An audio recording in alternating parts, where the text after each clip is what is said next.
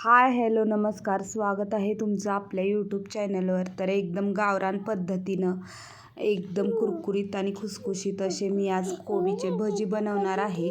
त्यासाठी अर्धा कोबी बारीक असा चिरून घेतलेला आहे. त्यानंतर एक कांदा बारीक चिरून घेतला आहे आणि कोथिंबीर घेतल्या बारीक चिरून. आणि हे सगळं ना एकत्रित करून चांगलं असं मिक्स करून घ्यायचं. त्यानंतर मीठ घालून घ्यायचं याच्यावर आणि मीठ घालून झाल्यानंतर चांगलं असं चुळून चांगलं हे मिक्स करून घ्यायचं आहे, जेणेकरून कोबीला आणि कांद्याला छान असं पाणी सुटलं जाईल. त्यानंतर 4 चमचे ना मी बेसन घालून घेतलेलं आहे.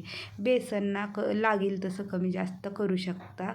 त्यानंतर मग 1 चमचा हळदी पावडर, अर्धा चमचा लाल तिखट तुम्ही तुमच्या आवडीनुसार कमी जास्त करू शकता. त्यानंतर ना लसूण, कोथिंबीर, जिरे आणि थोडंसं मीठ घालून पेस्ट वाटलेली होती ती घालून घेतली. थोडासा ओवा चुळून घालून घेतलेला आहे.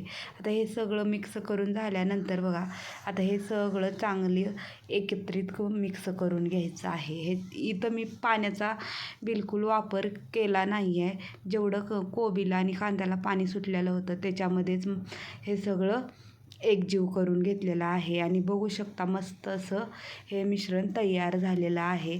तर आता याच्यामध्ये ना मी थोडंसं ना गरम केलेलं तेल घालून घेणार आहे. 1 चमचाभर तेल घालून घेतलं. तेल घातल्यानं ना भजी एकदम खुसखुशीत तयार होतात आणि कोरडे होत नाहीत. त्याच्यामुळं थोडंसं गरम तेल घालून घेतलं. आता हे सगळं मिक्स करून घेतलं. त्यानंतर ना दुसऱ्या साईडला मी पहिलंच पापडं तळलेली होते. त्याच तेलामध्ये ना हे भजी मी सोडून घेतलेले आहेत. तेल गरम झालेलं होतं छान असं. मीडियम गॅस केला आणि त्याच्यामध्ये ना असे छोटे छोटे असे भजी सोडून घ्यायचे आहेत.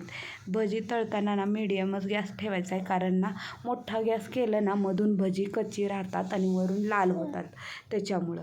त्यानंतर बघा कमी गॅसवर ना छान असे ना 1-5 मिनटं चांगले भजी तळून घेतले आणि एकदम लालही नाही आणि एकदम पांढरेही नाही, असे ना छान असे भजी तळून घेतलेले आहेत. एकदम कुरकुरीत आणि खुसखुशीत असे आपले कोबीची भजी तयार झालेली आहेत. तुम्हाला माझे असे साधे सिंपल व्हिडिओ आवडत असतील तर व्हिडिओला लाईक करा, कमेंट करा, शेअर करा आणि चॅनलवर नवीन असाल तर चॅनलला सबस्क्राईब करायचं विसरू नका. तर बघू शकता मस्त असे आपले कोबीचे भजी तयार झालेले आहेत. तुम्ही याला केचपसोबत, हिरव्या चटणीसोबत खाऊ शकता किंवा असेही खाऊ शकता. खूप छान